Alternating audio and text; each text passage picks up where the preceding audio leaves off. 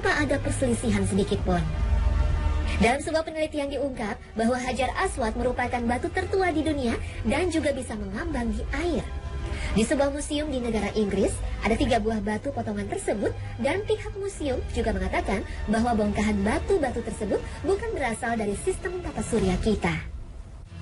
Rasulullah SAW bersabda dalam salah satu hadisnya, Hajar Aswad itu diturunkan dari surga, warnanya lebih putih daripada susu, dan dosa-dosa anak cucu Adamlah yang menjadikannya hitam. Ka'bah berbentuk bangunan kubus berukuran 12 kali 10 kali 15 meter.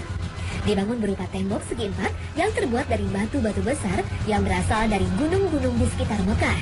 Ka'bah juga mempunyai 4 sudut atau dinding yang keempat dinding tersebut memiliki nama masing-masing. Adapun keempat sudut atau dinding tersebut adalah sebelah utara rukun Iraki, sebelah barat rukun Syam, sebelah selatan rukun Yamani, dan sebelah timur rukun Aswadi. Allah telah menjadikan Ka'bah, rumah suci itu, sebagai pusat peribadatan dan urusan dunia bagi manusia. Dan demikian pula bulan haram, hadnya halaid. Allah menjadikan yang demikian itu agar kamu tahu bahwa sesungguhnya Allah mengetahui apa yang ada di langit dan apa yang ada di bumi, dan bahwa sesungguhnya Allah Maha mengetahui segala sesuatu. Al-Quran Surah Al-Ma'idah ayat 97. Makam Nabi Ibrahim bukan kuburan Nabi Ibrahim alaihissalam, sebagaimana kebanyakan orang berpendapat. Makam Ibrahim merupakan bangunan kecil terletak di sebelah timur Ka'bah. Di dalam bangunan tersebut terdapat batu yang diturunkan oleh Allah dari surga bersama-sama dengan Hajar Aswad. Di atas batu itu Nabi Ibrahim berdiri ketika beliau membangun Ka'bah bersama dengan putranya Ismail alaihissalam. Dari zaman dulu sampai sekarang batu itu terpelihara. Akan tetapi sekarang ini sudah ditutup dengan kaca berbentuk kubah kecil. Multazam terletak antara Hajar Aswad dan pintu Ka'bah berjarak kurang lebih 2 meter. Dinamakan Multazam karena tempat ini adalah salah satu tempat yang ketika berdoa akan dikabulkan oleh Allah Subhanahu wa Ta'ala. Dan menurut riwayat, setiap muslim yang berkunjung ke sana diperintahkan untuk berdoa. Al-Quran adalah wahyu abadi yang bisa dijadikan pedoman bagi kehidupan manusia sesuai dengan perkembangan zaman.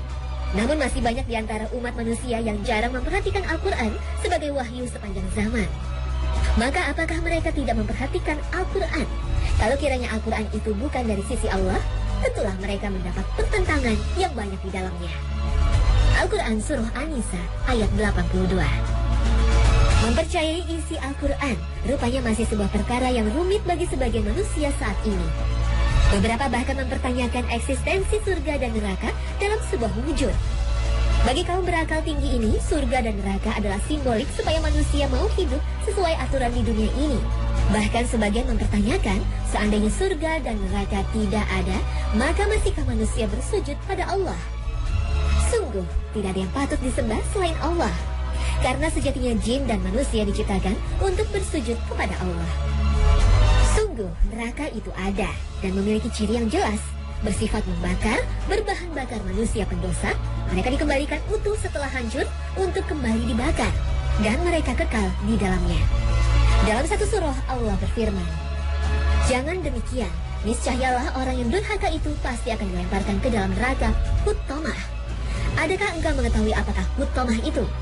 Huttomah itu ialah api neraka kepunyaan Allah yang dinyalakan menyambar naik sampai ke ulu hati. Sesungguhnya orang-orang kafir dalam neraka Huttomah itu ditutup rapat-rapat, serta diikatlah mereka itu pada tiang-tiang yang dimalangkan letaknya. Al-Quran Surah Al-Humazah ayat 4 hingga 9. Dan begitu pula dengan surga, sungguh nyata keberadaannya. Dan barang siapa dijauhkan dari neraka dan dimasukkan ke dalam surga, maka sungguh ia telah beruntung. Dalam surah lain, Allah menjanjikan kepada orang-orang mukmin, lelaki dan perempuan, akan mendapat surga yang di bawahnya mengalir sungai-sungai. Mereka kekal di dalamnya dan mendapat tempat bagus di surga Aden. Dan keridhaan Allah adalah lebih besar. Sungguh itu adalah keberuntungan yang besar. Al-Quran Surah At-Taubah ayat 72. Mempelajari Al-Quran sejatinya mempelajari kehidupan masa lalu, kehidupan saat ini, dan kehidupan yang akan datang. Kalau saja kita bisa percaya akan kebenaran masa lalu dari berita Quran, lalu mengapa kita menafikan kebenaran beritanya untuk masa depan? Sekali lagi, surga dan neraka adalah kenyataan, bukan sebuah simbol dan metafor kata-kata. Seperti zaman dulu ketika orang yang berpandangan sederhana percaya bahwa bumi sebagai poros alam semesta. Selama ribuan tahun mereka juga meyakini bahwa bumi sebagai pusat jagat raya. Paham ini disebut dengan paham geosentris yang dikemukakan oleh Claudius Ptolemus tahun 1400 sebelum Masehi.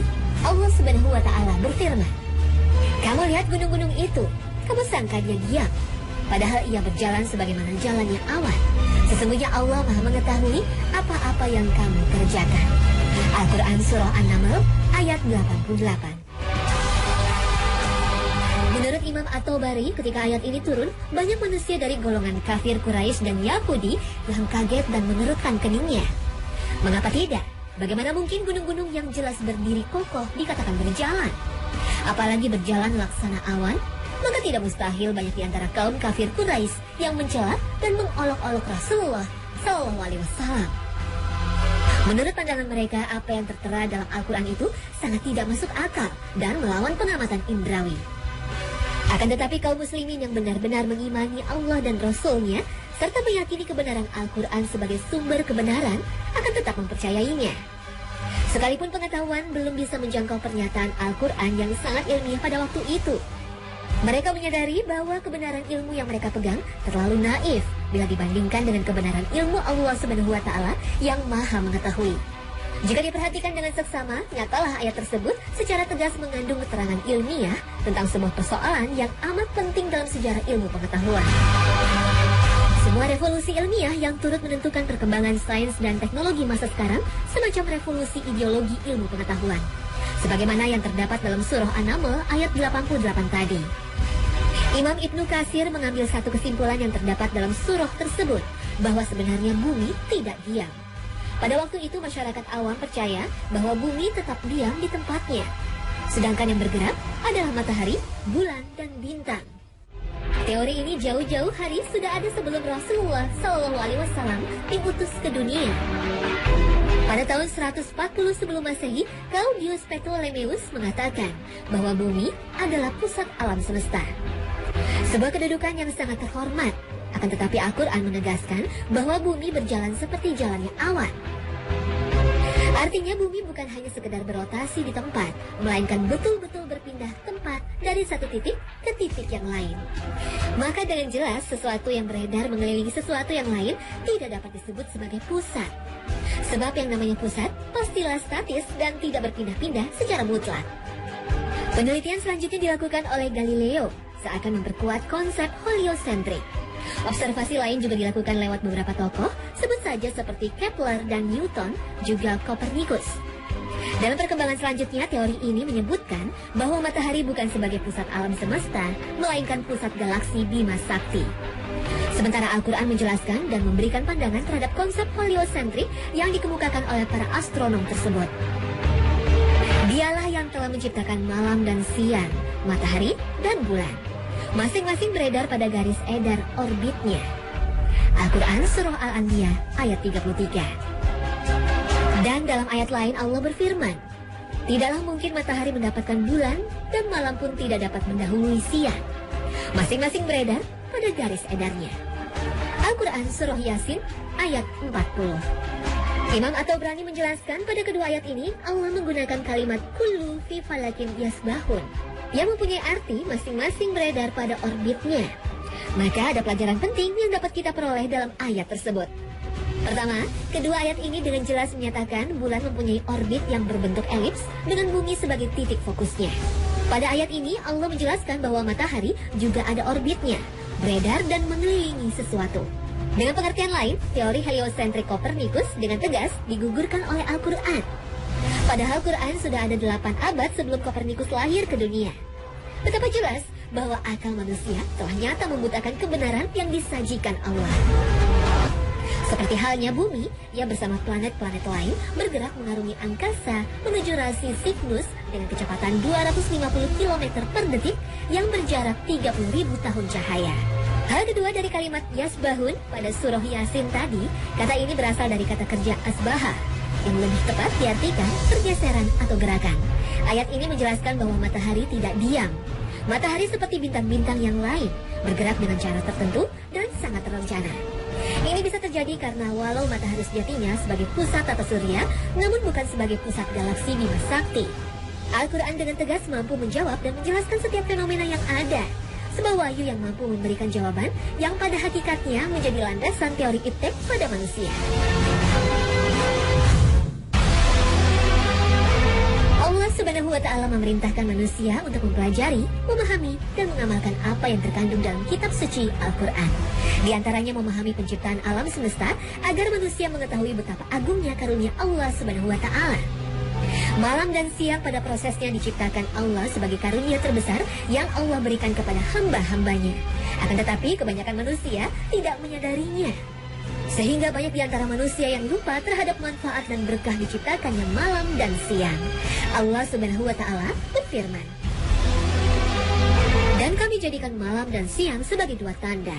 Lalu kami hapuskan tanda malam dan kami jadikan tanda siang itu terang, agar kamu menjadi kurnia dari Tuhanmu dan supaya kamu mengetahui bilangan tahun-tahun dan perhitungan. Dan segala sesuatu telah kami terangkan dengan jelas." Al-Quran Surah Al-Isra ayat 12. Tidak diragukan lagi, ayat di atas secara tegas menerangkan bahwa hikmah silih bergantinya siang dan malam bagi orang-orang yang beriman, yaitu untuk memberikan kesempatan kepada manusia dalam mencari keridhaan dan karunia-Nya pada siang hari. Bahkan dalam ayat yang lain, yakni surah Al-Fat ayat 29, Allah Subhanahu wa Ta'ala menerangkan tentang sifat-sifat Nabi Muhammad SAW dan para sahabatnya, di mana mencari karunia Allah pada siang hari adalah sebagai karakteristik orang-orang yang beriman. Hanya saja sebagian orang menyalahartikan karunia Allah Subhanahu wa Ta'ala. Mereka membatasi dirinya dengan batasan yang kurang ada manfaatnya, seolah-olah karunia Allah itu sempit. Karunia Allah difahami sebatas harta benda. Mereka tidak memikirkan bahwa karunia Allah sangatlah luas. Bukan hanya berkutat pada wilayah harta benda dan penghidupan saja. Banyak ciptaan Allah yang kalau kita renungkan semuanya akan menjadi karunia terbesar yang Allah berikan kepada kita. Karena semua makhluk telah ditetapkan rezekinya oleh Allah Subhanahu wa Ta'ala sesuai dengan porsinya masing-masing. Sebagaimana firman Allah Subhanahu wa Ta'ala, "Dan tidak ada satu binatang melata pun di bumi, melainkan Allah lah yang memberikan rezekinya. Dan Dia mengetahui tempat berdiam binatang itu di persembunyiannya. Semuanya tertulis dalam kitab yang nyata, Lauh Mahfuz." Al-Quran Surah Hud ayat 6. Allah Subhanahu wa Ta'ala menjadikan malam sebagai waktu istirahat dan siang sebagai waktu untuk mencari penghidupan atau mencari rezeki yang Allah ridhoi. Sebagaimana firman Allah Subhanahu wa Ta'ala, "Dan kami jadikan malam sebagai pakaian dan kami jadikan siang untuk mencari penghidupan." Al-Quran Surah An-Naba ayat 10 dan 11. Akhirnya kita akan sadar betapa dahsyatnya kekuasaan Allah dalam mengatur alam semesta ini. Al-Quran telah memberikan kabar dengan benar sebagai panduan manusia berjalan di dunia. Boleh saja upaya manusia untuk menembus langit sebagai upaya pencarian bumi kedua sebagai masa depan. Mencari kemungkinan sumber kehidupan lanjutan bagi manusia karena bumi yang semakin tua dan kehabisan sumber daya. Namun jangan lupakan satu hal, akan adanya akhir zaman, di mana semua semesta bertekuk dan hancur, hingga tak ada lagi semesta tersisa untuk manusia hidup. Maka mau lari kemanakah kita? Dan inilah kebenaran yang tinggal menunggu waktu tak lama lagi.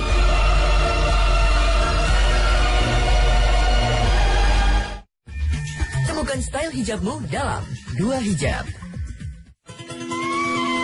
Nusantara, kaya akan sajian yang terlalu nikmat untuk dilewatkan. Jelajahi dan nikmati kelezatannya. Bila perlu, minum Hemaviton Cardio pada waktu atau setelah makan. Hemaviton Cardio, multivitamin dengan fitosterol, langsung bantu cegah kolesterol masuk tubuh dan turunkan kolesterol. Hemaviton Cardio, bantu cegah dan turunkan kolesterol.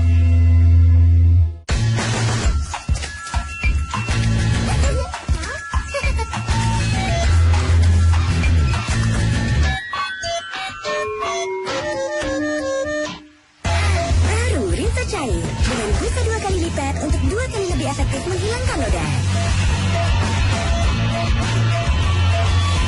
Baru Rinso Cair, 2 kali busanya 2 kali lebih efektif menghilangkan noda. Hanya Indonesia, daratan yang menjadi saksi gerhana matahari total di dunia.